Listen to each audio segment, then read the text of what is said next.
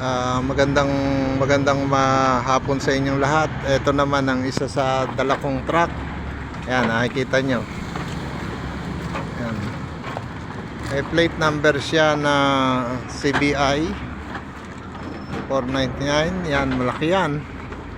Malaking truck yan. Ang capacity niyan ay 10,500 gross, ano? Ang net weight niya ay 5,000. Tatlo yung pahinante niya. Ayan. Pau ang tatak niya, pero ang model niya na kuan ay China, ano? So ayan. So ito ay merong isang problema. So titingnan natin kung ano yung kanyang problema, ano? Ang nakikita natin dito na bagamat siya ay bago, pero meron siyang problema. Ang isa sa problema nito ay dapat na malaman natin. So titingnan natin. Ang bago-bago niya, pero makikita mo na ang laki ng problema niya. Ayan, yun yung kanyang RPM, no? At yun yung kanyang, ito yung RPM niya. Ito yung kanya, yung sa gasolina niya. Ito yung sa hangin niya, no? Ito naman yung temperature gauge niya at yung kilometer. So yan ang board ng sasakyan nito. At ang model niya ay closed van siya na truck. Ay ito'y masasabi natin na bagong-bago, diesel engine ito, no? Year 2022 ito yung rehistro niya, yung model niya, no, na closed van. So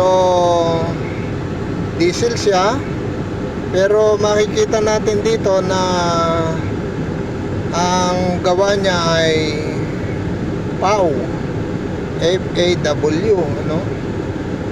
So etong itong truck nito, ang mahalaga dito ay makita natin yung problema. Pero bagong-bago to, ano?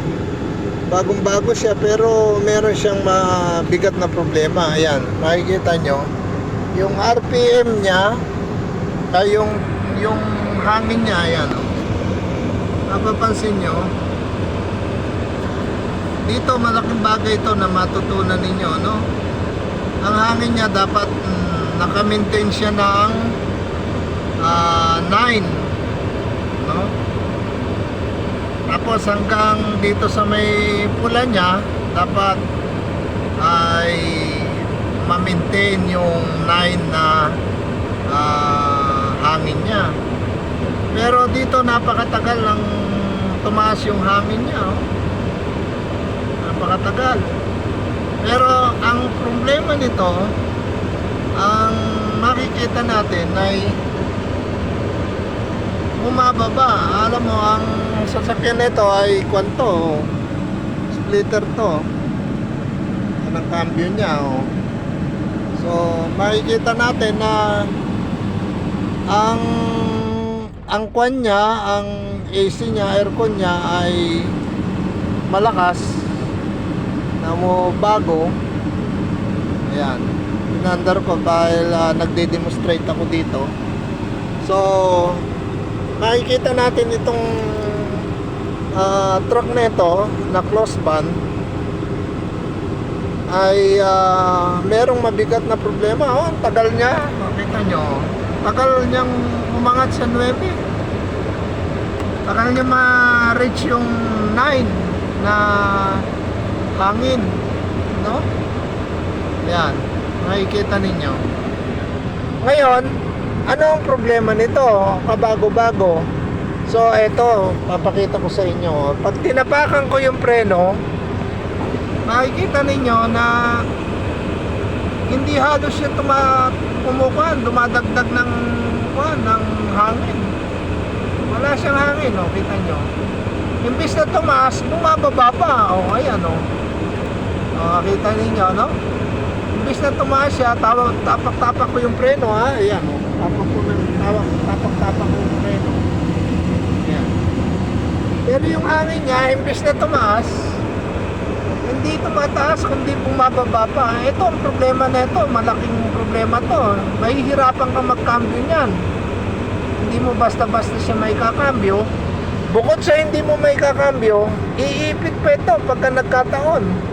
Kasi, habang tinatapakan mo sa traffic, habang tinatapakan mo, bababa siya. Bababa siya ng bababa, oh. Oh, kita niyo, lakas ng baba niya. Ito mga kababayan, ay may lang bagong-bago siya pero malaki ang problema. Ngayon, bakit siya nagkakaganoon? Anong dahilan? Ang problema niyan, yung foot valve, dito sa may ilalim niya, yan. Yan, dapat yan palitan na. Kasi dyan sumisingaw yung hangin. Kaya, isa na namang magandang trouble ito na gusto kong matutunan ninyo kapag kayo ay nakahawak ng ganitong sasakyan o ng truck. Kasi, kita nyo, hawak ko, tapak ko yung preno, hindi man lang ma-reach niya yung 9, bumababa pa, nasa 6 na. Nakatapak ko permis niya sa preno, ayan. Actual ito, kaya gusto ko makita ninyo, yung mga binablog ko, actual na problema ito ng isang sasakyan. Huwag mong sabihin bago, pero makikita mo problema, oh. Habang nakatapak ako sa preno, imbis na tumaas yung hangin niya, lalong bumababa. Yan ang problema. Napakabigat na problema yan, lalo na sa cambio. Lalo dito sa cambio nito, kasi ang cambio nito ay 10 ang cambio nito. Kaya makikita ninyo, ayan, oh. Paano mo splitter yan? Ayan, splitter. Paano mo yan ikakambyo? Paano mo siya ikakambyo pag ganyan? So, kapag ka nangyari sa inyo yung ganyan, malaking bagay na matutunan ninyo ito, no?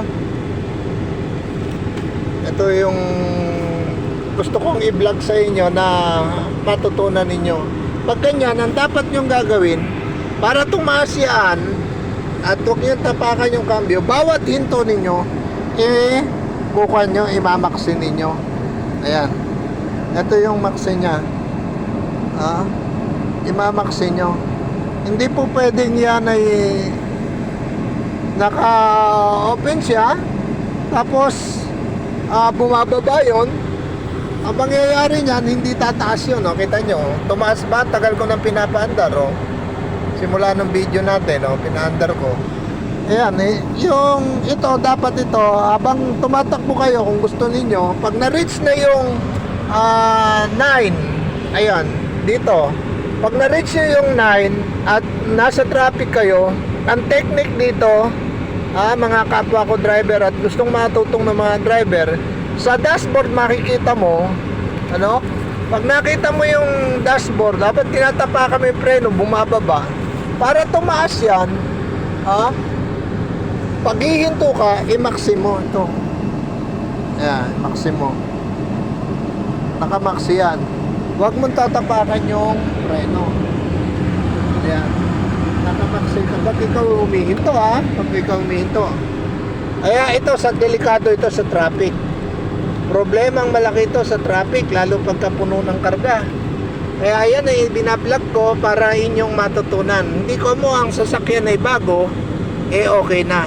So, hanggang dito na lamang at sana'y matutunan ninyo itong aking binablog nito dito sa sasakyan nito na PAW. Kaya ito ay malaking bagay. Ngayon, ang aking request dito ay papapalitan ng bagong foot valve. Yan. Yung foot valve niya para nun hindi bumababa hangin. At saka ngayon, makikita nyo, wala man lang release ng hangin. Yung bang pagka umabot kasi dito sa time na 9, nasanay na siya at hindi siya nagre-release ng hangin. So yun, ibig sabihin sira talaga ang valve nito. Mayroong singaw, mayroong singaw. So hanggang dito na lamang mga kababayan ng aking vlog. Sana ay pagpalain kayo ng Diyos at mag-like kayo at mag-subscribe sa aking channel, YouTube channel na Diosdado Makape. Ito mga aktual na pangyayari na gusto ko pong makita po ninyo.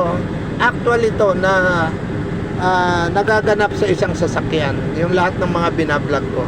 Salamat ng marami sa panonood ninyo sa YouTube channel ko na Diosdado Makape.